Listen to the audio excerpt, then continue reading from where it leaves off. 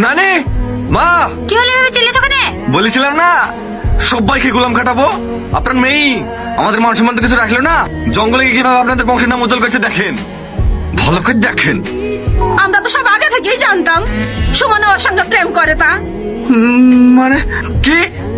আগে হ্যাঁ, তোমাকে চেক করে লেগে আমরা সবাই মিলে প্ল্যান করেছিলাম। বিশ্বাস না হলে তোমার শ্বশুরকে জিজ্ঞেস করো। আব্বা, আপনি জানতেন? কি হলো বলো? হ্যাঁ। এই শিউলি, জামা গেলি ঘরে যা। সবাই যেহেতু সবকিছু জেনেই গেল, আর আব্বা আমাকে ফোন করে ডেকেলে অল্প দিনে বিপরীত দেবো। ঠিক আছে মা, চলো ভাই। এই তুই বলে প্রেম করিসনি, গায়ে হাত দিলে কিন্তু আমি তোর ভাইকে সব সত্যি কথা বলে দেবো যে তোরা কিচ্ছু জানতিনি। না না ঠিক আছে ভাই, তোমার আব্বা আমাকে ফোন লাগাও।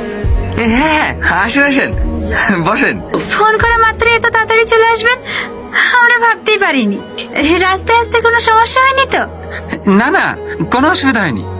ছেলের সুখেই আমাদের সুখ। ছেলে যেহেতু নিজে থেকে মেয়ে পছন্দ করেছে, আমাদের আবার আপত্তি করার কি আছে? তুমি পড়াশোনা কতদূর করেছো? উচ্চ মাধ্যমিক। রান্না বান্না জানো তো? এসব কি জিজ্ঞাসা করছো বলো তোমা? অন্য কিছু জিজ্ঞাসা করো। রান্না না করতে হলে আমার কোনো অসুবিধা নাই, অনলাইন থেকে অর্ডার করে খাবো। বিয়ে না করতে বয়স গোলাম হয়ে গেছে ও মানুষ কথা কর। আগামী শুক্রবার একটা ভালো ডেট আছে। আরে না না, বউকে কিভাবে কন্ট্রোল করতে হয় সেটা আমার খুব ভালো করেই জানা আছে। ওটা বউ না ভাই, নাগিন নাগিন। এমন ভাবে চল মারবে না, সারা জীবন বেশি বেড়াবা। আমারও মনে হয়েছিল বীর মালা পরবো, সুখে সংসার করবো। ওটা বীর মালা না ভাই, ফাঁসির দড়ি।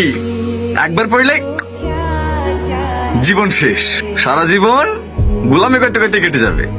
আমি একটা ছেলে হয়ে কোনোদিনও চাইবো না আর একটা ছেলে বিপদে পড়ুক। তাই তোমাকে সাবধান করছি, এখনো সময় আছে ভাই, বিটা ক্যান্সেল করে দাও। সত্যি তোমার সাহস আছে।